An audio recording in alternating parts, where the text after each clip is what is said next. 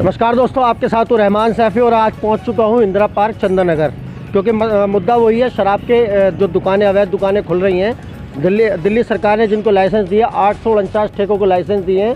क्या करना चाहती है सरकार, जनता से जानने पहुँचा हूँ। आज जनता ही बताएगी कि नालायक बेटा है या लायक बेटा है। जब अरविंद केजरीवाल मुख्यमंत्री बनकर आए थे, उन्होंने कहा था मैं दिल्ली सरकार का जो है लायक नेता बन के दिखाऊँगा। क्या वो लायक है या नालायक है? नालायक। कैसे नालायक है? जो जगह जगह पर शराब के ठेके खोल रहे हैं, ये बच्चों की बर्बादी कर रहे हैं। चलो पहले तो ये था कि भाई दूर मिलता था, बच्चे नहीं जाते थे।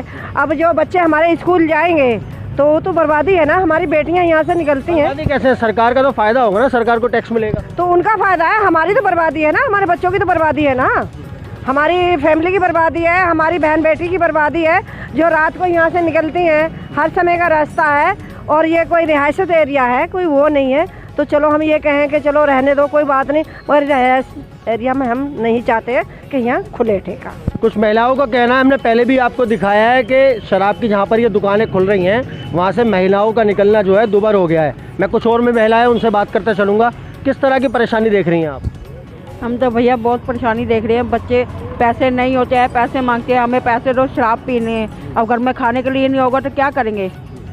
और हम ये चाहते कि शराब का ठेका नहीं खुले। दिल्ली सरकार के मंत्री जो है बार बार इस बात को कह रहे हैं कि अगर दुकानें हमने लाइसेंस दिए हैं, अगर दुकानें खुल भी जाती हैं तो आम जनता का उसमें कोई नुकसान नहीं होगा। कैसे देखती हैं आप? नुकसान ही नुकसान है। आप मुझे बताओ, पहले 250 ठेके थे, अब 849 ठेके होंगे तो गली गली में शराब बिकेगी। फिर तो किराने के स्टोर पे भी लगा दो ना, सारे औरतें भी जाएंगी और जाकर अपनी उठा लाएंगी जितनी पीनी है, घर बर्बाद होंगे। अब तो सिर्फ एक गैस की पाइपलाइन बनाइए ना, ऐसे एक शराब की पाइपलाइन भी बिछवा दो, नलका खोलो और शराब पियो खूब। अब यही रह गया है बस। और क्या करें? तो देखिए, ये महिलाओं का रोष है जो आ रहा है। यहाँ कुछ पुरुष भी, उनसे बात करता चलूँगा। आप कैसे देख रहे हैं? देखिए, महिलाएं जो है हमेशा गृहिणी के रूप में हमने घरों में देखा है, आज जो लेकिन सड़कों पे किस तरह से देख रहे हैं? शराब का विरोध जो हो रहा है वो इसी कारण हो रहा है क्योंकि ये रेजिडेंशियल एरिया है। 10% कमर्शियल एरिया है, उसके बाद 90% ये रेजिडेंशियल एरिया है। और रेजिडेंशियल एरिया में हमारे केजरीवाल जी को सोचना चाहिए, क्या वो अपने घर के बाहर लाइक करेंगे शराब का ठेका खुलवाना? नहीं करेंगे ना, तो ये हमारे घरों के बाहर क्यों खुलवा रहे हैं इस ठेके को? जहाँ पे हमारे लवली पब्लिक स्कूल हो गया, चंदन नगर स्कूल हो गया, वहाँ पे जब लड़कियाँ आए जाएंगी और जो वहाँ पे शराबी लोग आएंगे वो उनके साथ क्या हरकतें करेंगे, ये उनको बिल्कुल नहीं पता, क्योंकि उनकी अपनी माँ बहनें नहीं निकलेंगी ना यहाँ से ठेकों के बाहर से, तो उनको इस चीज़ का क्यों पता लगेगा? माता जी, एक बात जानता चलूँगा आपसे। यहाँ पे साईं मंदिर भी है और भी मंदिर है, मंदिरों में भक्तों का जाना दुभर होगा या आसान रहेगा? भक्तों का जाना दुर्भर ही होगा बेटे। ये बिल्कुल पास में स्कूल है, यहाँ से स्कूल की छुट्टी होगी, यहाँ शराब के ठेकों की लाइन लगेगी तो हमारे बच्चे किस तरह से स्कूल जाएंगे? उन पर क्या प्रभाव पड़ेगा? और खासकर लड़कियों का ही स्कूल है, तो हम नहीं चाहते कि हमारे रिहायशी इलाके में ये ठेका खुले। ये हमारी स्थिति है कि हम यहाँ ठेका नहीं खुलने देंगे। जब दिल्ली सरकार बार बार जो है शिक्षा को उच्च स्तर पर मानती है और ज़्यादातर देखा जा रहा है जितनी भी शराब की दुकानें हैं वो स्कूलों के पास ज़्यादातर खोली जा रही हैं, मंदिर भी हैं वहाँ पे, मस्जिद भी है, स्कूल भी हैं और भी जो कमर्शियल एक्टिविटीज़ होनी चाहिए वो भी हैं, लेकिन दिल्ली सरकार इसको अपने फ़ायदे के लिए शायद नहीं देख रही है। मैडम, आपसे भी ये बात जानते चलूँगा, आप किस नज़र से देख रही हैं? आप तो खुद एक प्रवक्ता भी हैं और सामाजिक कार्यकर्ता भी हैं।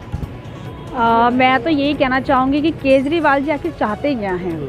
वो जिन मुद्दों को लेके दिल्ली में आए थे शासन करने के लिए, और उनके हम लोगों ने सबने, जब किसी पार्टी से बिलोंग करता हो, मगर उस सबने एक मत केजरीवाल जी को वोट दिया था कि शायद कुछ नया होगा। अब नया हो तो रहा है, जगह जगह ठेके खुल रहे हैं। आज हमारी बेसिक ज़रूरतें क्या हैं? वो एक अफसर पद से उन्होंने इस्तीफा दे के मुख्यमंत्री बने हैं, तो मेरे हिसाब से तो उनको ये मालूम होना चाहिए कि एक नॉर्मल आदमी की बेसिक ज़रूरतें क्या हैं। स्कूल, रोजगार, व्यापार, ये हमें चाहिए, हमें शराब के ठेके नहीं चाहिए। अब उन्होंने क्या करा, जगह जगह गली गली उन्हें ये नहीं देखा कि हमें ठेके कहाँ खोलने और कहाँ नहीं खोलने, और वहाँ खोल के मतलब अपने लाइसेंस दिए जा रहे हैं, धड़ल्ले से खुलवाए जा रहे हैं। तो इसका तो हम इनका कड़ा विरोध करेंगे और इसीलिए हम यहाँ पे कम से कम 2 महीने से 86 दिन से यहाँ लगातार बैठे हुए हैं कि ये जो ठेका ये खुलने जा रहा है ये ना खुले। 86 दिनों में 50वां दिन। हाँ, 50वां दिन है, आई थिंक 50वां दिन है।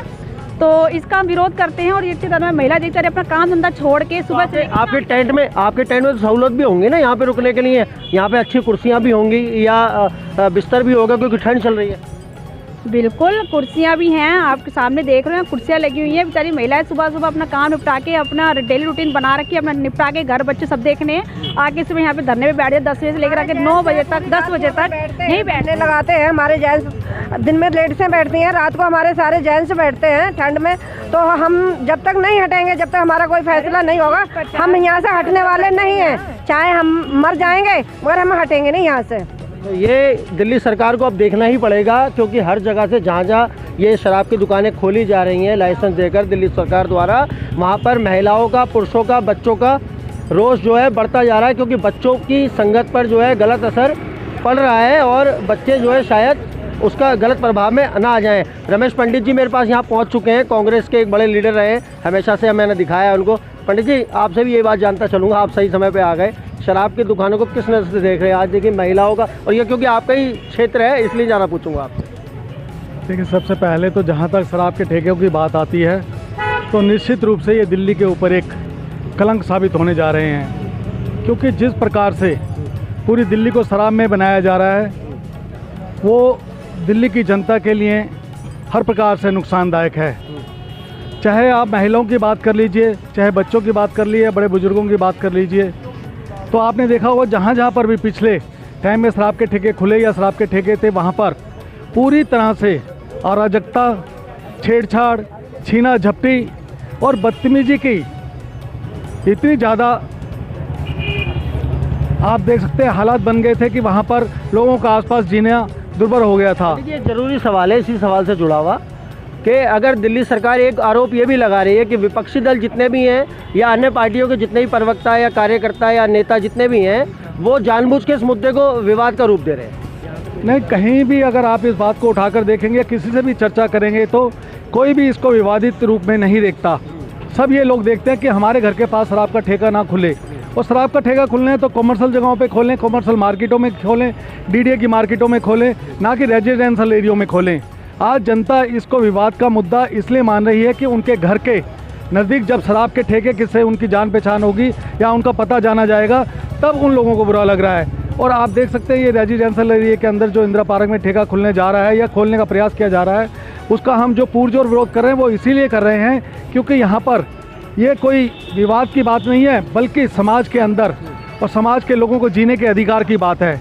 हम सब लोगों के जीने का अधिकार है, चाहे वो बच्चे हों, चाहे बड़े हों, चाहे बुजुर्ग हों, माताएं हों, बहनें हों, सबको जीने का अधिकार है। और केजरीवाल सरकार जिस प्रकार से ज़बरदस्ती दिल्ली को शराब के ठेकों के माध्यम से दिल्ली के अंदर शराब में, मतलब मैं ये कहना चाहूँगा कि पूरी तरह से राजधानी को शराब की राजधानी बनाने जा रहे हैं। एक बात और पंडित जी, ये जिस तरह से यहाँ पर सैकड़ों की संख्या में महिलाएं हैं और मैं देखता हूँ कि पूरे दिन जो है यही तरह का माहौल रहता है, पुलिस प्रशासन की तरफ से, पुलिस यहाँ के जो थाना जगतपुरी लगता है, क्या थाना जगतपुरी को किसी तरह का निर्देश यहाँ की जनता द्वारा दिया गया है कि किस तरह का यहाँ पर ठेका खुल रहा है या क्या हो रहा है? देखिए, हम दिल्ली पुलिस की तारीफ़ करना चाहेंगे कि उन्होंने, और ख़ास तौर से थाना जगतपुरी के SHO साहब की तारीफ़ करना चाहेंगे कि उन्होंने यहाँ पर इस बुराई को ख़त्म करने के अंदर पूरी जनता का सहयोग दिया है, पूरी RWS का सहयोग दिया है, पूरी मार्केट एसोसिएशन का सहयोग दिया है। वो बधाई के पात्र हैं कि उन्होंने एक बुराई को अपने इलाके के अंदर खुलने से रोकने के लिए हर एक प्रकार का हमारे को सहयोग दिया है, और हम उम्मीद करते हैं कि उनके सहयोग से, उनके माध्यम से हम यहाँ पर शराब का ठेका नहीं खुलने देंगे। दोस्तों, कुछ बुजुर्ग भी मेरे साथ यहाँ पर हैं, उनसे भी बात करता चलूँगा। अंकल जी, किस नज़र से देख रहे हैं? देखिए कितनी सारी महिलाएं हैं और आपने भी एक उम्र का बहुत बड़ा पड़ाव जो है पार किया है, और आज इस पड़ाव में आकर इस तरह की बदतमीजी सरकार की तरफ से दिखाई दे रही है, कैसे देखेंगे? हम केजरीवाल साहब से ये कहना चाहते हैं कि ये रिहायशी कॉलोनी है और यहाँ स्कूल भी पास में है, और यहाँ शराब का ठेका नहीं होना चाहिए इंदिरा पार्क के अंदर। सबसे बड़ी समस्या ये है कि रिहायशी कॉलोनी है, छोटा सा रोड है, कोई पार्किंग नहीं है, आए दिन झगड़े होंगे, किसी की दुकान के आगे कोई गाड़ी लगाएगा तो झगड़े हो जाएंगे, शराब पी के खड़ा होगा, महिलाएं निकलेंगी, स्कूल के बच्चे हैं। तो यहाँ 3 स्कूल पास में पड़ती है, इसी रोड के ऊपर बड़े बड़े स्कूल हैं, चंदनगर कन्या विद्यालय है, इधर लवली पब्लिक स्कूल है, इधर ये बिल्कुल गेट के साथ शराब के ठेके के साथ जो है छोटे बच्चों का स्कूल है। तो महिलाएं यहाँ से गुजरेंगी, क्या हाल होगा जब शराब के ठेके वाले लाइन में खड़े होंगे लेने के लिए।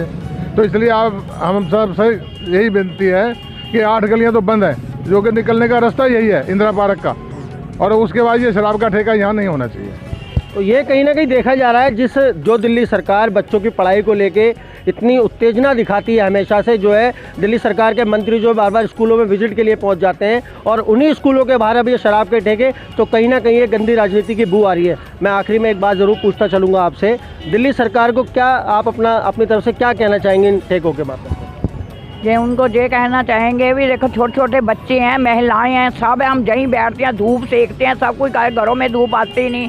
उन्होंने ऐसे मकान बने हुए हैं तो फिर हम कैसे कहाँ क्या करेंगे, कहाँ जाएंगे? जवान हमारी लड़की हैं जाती हैं, मिनट मिनट बहुएँ आती हैं, सब आते हैं, बताओ हम कहाँ जाएंगे?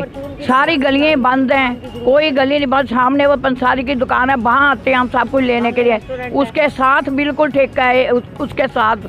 तो फिर सामने वो है कोई सामान लेना, बच्चे आते हैं, खाने पीने के लिए आते हैं, रेस्टोरेंट है छोटा सा। ये थोड़ा जे हम वो करेंगे, हम तो मर जाएंगे, मिट जाएंगे, चाहे सालों लग जाएं, जहाँ खोलने नहीं देंगे, हम मर जाएंगे सब। जहाँ हम खोलने नहीं देंगे, केजरीवाल जी सुन लें बेशक, हमने उनको इसलिए वोटें दी थी भी हमारा साथ देंगे। ये हमारा साथ क्या दे रहे हैं? ये तो गंदगी में बच्चों को, औरतों को वो कर रहे हैं। हम हाथ जोड़ के उनसे विनती कर रहे हैं, ये मत काम करो, ये मत काम करो, ये आगे भी तुमने वो करना है, इसलिए तो आप बिल्कुल ये कदम ना उठाओ, नहीं तो हम लेडीज जितनी भी है ना, हम अपने आप को ख़त्म कर लेंगे, मगर हमने ठेका नहीं खोलने देंगे, कुछ मर्जी हो जाए, क्योंकि जवान।